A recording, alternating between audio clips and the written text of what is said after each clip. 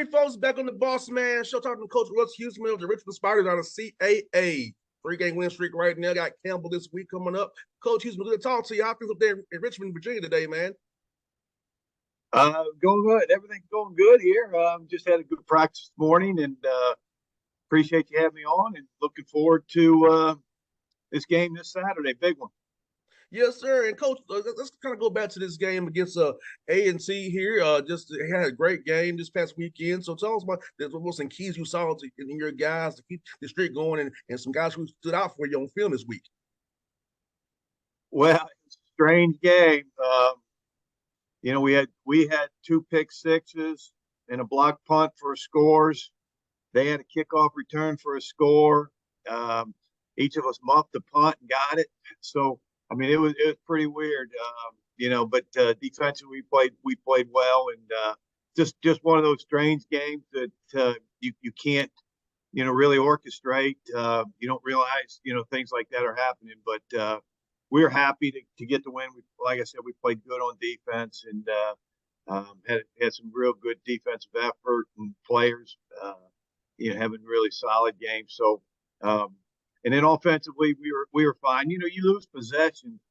All of a sudden, you get pick six. The offense just lost the possession. You get another one, they lost the possession. You block the punt, they lost the possession. So, I thought our offense was fine. We just didn't have the ball enough offensively to really chunk it out there. And Coach Huesman, it was funny. It's like you said, that third phase sometimes gets forgotten. Came through for you this past week. A lot of people don't realize that third phase, those getting yards, punts, kickoff returns, it's very important. And you got this week really showed what that third phase really meant for you guys. Well, they got us. So they got a great kick returner. He's already had two this year, and he had the third one against us. And that hurt, but we got the block punt for the score, so we kind of evened that one out. Like I said, we both muffed one. So the kicking game was kind of a wash. We scored two defensive touchdowns that made a big difference in the game.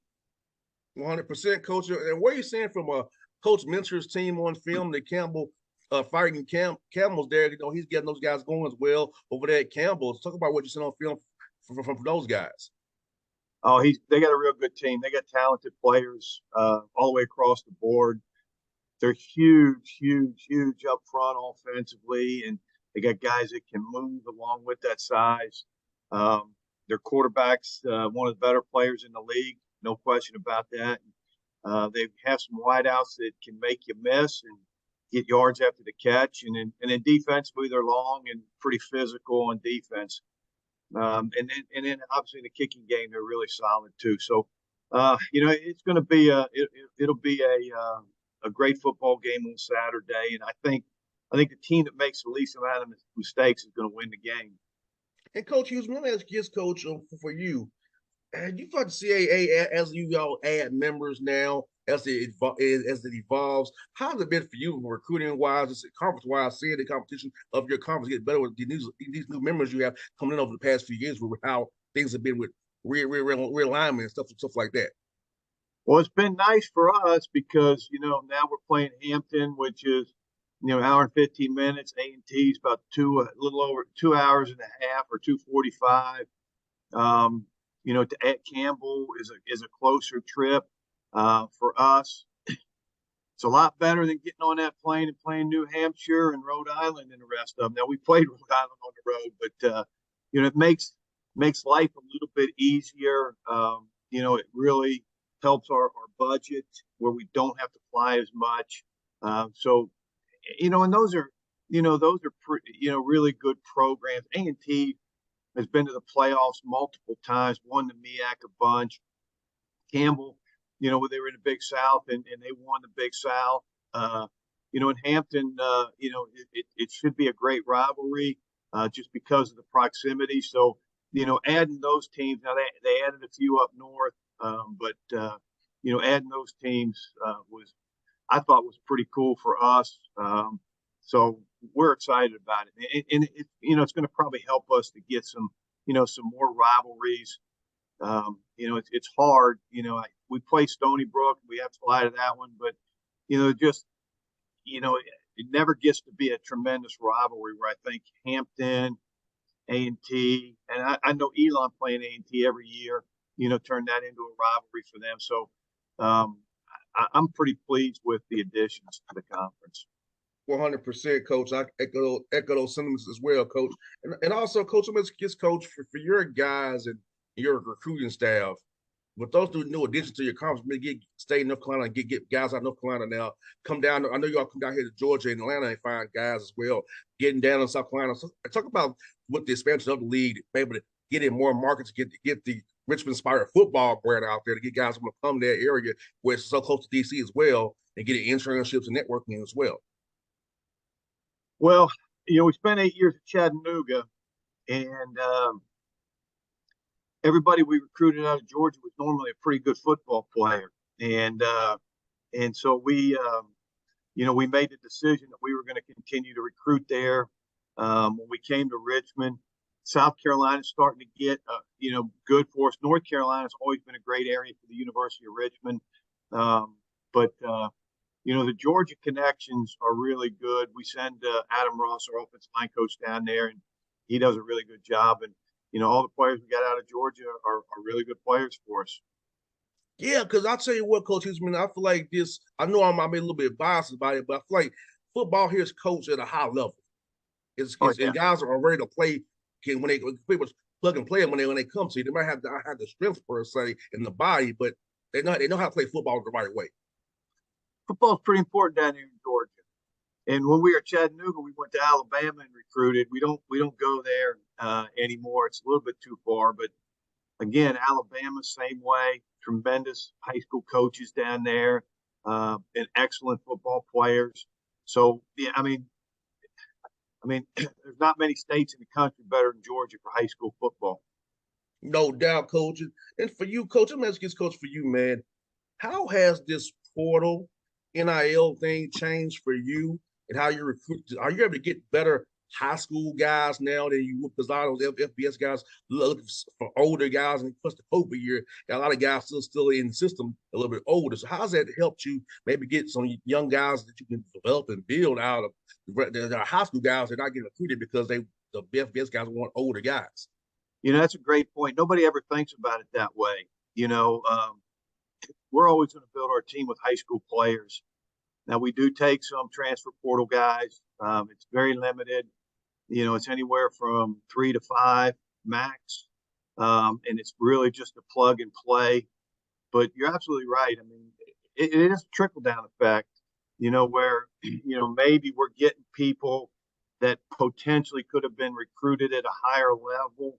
And obviously, with a lot of people taking a lot of transfers, those guys kind of get pushed down. You feel for the guys. You feel for the guys that, get pushed all the way down and don't have anything. And that's kind of the ones that really get hurt. Somebody that could be a group of 5 player. You normally the BCS guys get pushed to the group of 5. Somebody that could have been an East Carolina. Now all of a sudden it gets pushed down to the University of Richmond and Elon and William and Mary and people like that. And so we are probably attracting a better player, but it's the next level down that are kind of getting left out a little bit in this thing. No doubt, Coach Huesman. Also, they say as coach, I feel like this coach as well, and you coach FCS ball as well. I feel like the talent level for his NFL readiness is not that much different for FCS to a group of 5 or a lower level FBS school. I feel like FCS level is right there talent wise with those group of 5 schools. And is that assessment that you agree with as well, Coach Huesman? Well, I'll give you some examples here. We had a guy, Kobe Turner, who played 5 years for us with COVID, had a 6, went to Wake Forest, was a 3rd-round draft pick with the Rams. We lost another guy who wanted to go into the portal after his freshman year and felt like he could play in the ACC, and he's at Wake Forest. He's been a starter for those guys multiple years and starting again this year. We tackle is starting at Syracuse. He's a 6-year guy there, left after the 5th year. So, those guys are talented players. I think what happens here at the FCS level is we just don't have as many that are going to the NFL. If we have one or two, every other year, where those people, they got multiple people going to the NFL. But we can't attract guys that can play in the NFL. And like I said, they're good enough, to play at the BCS level in some cases. And so, you can get to the NFL no matter where you are. Who's a quarterback for the Chicago Bears now? Baggett. Yes, Um, sir. he was a Division III guy, starting for the Chicago Bears now. I mean, you can play in the NFL from anywhere. Yes, sir. Coach, I tell you in minutes all the time, Coach, the eye in the sky does not lie. If you put out good film and good tape, and you come early, y'all paying the ass, you can definitely get on the NFL roster. You got to do the right things and put out the good film and be doing things the right way and enjoy the process. You can get there from wherever you are. Like you said, the eye in the sky does not lie. Well, we've had probably 15 or 20 scouts through here already this fall. Um, so we've had years where every team in the league came through. So it ain't like they're well, we didn't know they were there. I mean, they know where everybody is. They know whether they can play or not. So you know we get to play. We play a BCS school every year, and our guys get to match up, and they like to watch that film. How'd you guys compete, against a BCS program, and they like to see those things. So we get to do that every year, which is pretty cool for us too.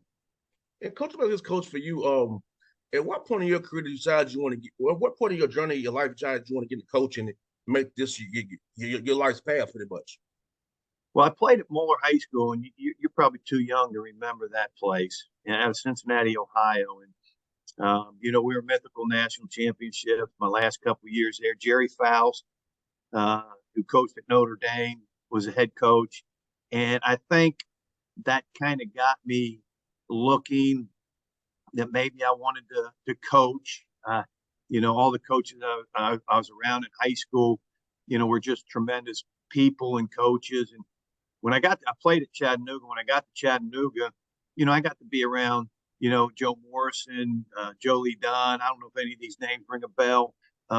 They some And of then them do, yes. brother Bill Oliver was our head coach, and just some fantastic coaches that I looked and I thought, man, that's something that I want to do. So I think my freshman year, I knew I wanted to play my freshman year and not redshirt, which I did. And then I thought I'd come back my fifth year and kind of start as a student assistant and get cranked up that way and then go GA, which I did. So, I kind of knew pretty early that I was going to get in this profession. It's amazing how Chad is just Chattanooga is pretty much growing and changing. I went to Tennessee State, so I would have to drive through Chattanooga to go to Nashville for school. So it's like seeing Chattanooga how it's grown now and how it's growing and how go over on Macaulay over there and see how they're going to do. I'm just amazed how the Mocs are growing over there, man. It's great to see. Yeah, I mean, Chattanooga is a great city. We loved our time there. Obviously, it was my alma mater, so I felt even more of a connection coaching there.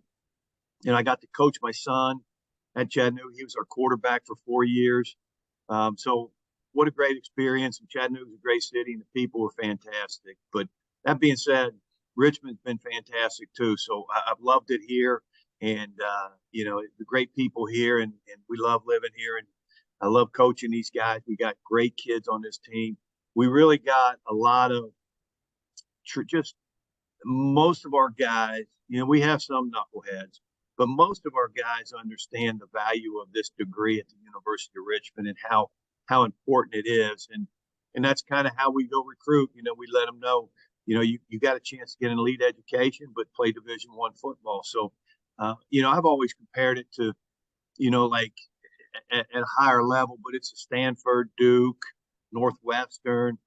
I think it's probably a little bit easier job than those places, but um, the type of student athlete that they're recruiting is very comparable to the type that we're recruiting here. I feel like Coach Huesman, you and Coach Chris Mooney do a heck of a job as putting out the Richmond brand because Richmond's in a great location. Easy to DC to getting that insurance because I know when I played, it was we didn't have a 20-hour rule. I had to pretty much but be doing football the whole time. Well, no 20 hours, but be close to DC, man, and Richmond and what historically what it means Virginia as well. I feel like you are in a great place, and you and Coach Mooney do a heck of a job of promoting it. And I feel like it's guys should be honored to want to come play for you and him and be at the school because, like you said, it's very historic what it does and get great education and network you all have is one of a kind, in my opinion, Coach. Well, I think this is a really great recruiting area. Richmond, where it's located, we're close to the 757. Northern Virginia's got good football. The DC, Maryland area. The interest that people have up north in Pennsylvania and New Jersey to come south to get an elite education. And then we could go down to North Carolina, which is close, and get in the Charlotte area, the Raleigh Durham area, and really get the better academic kids. And then Georgia's not awful.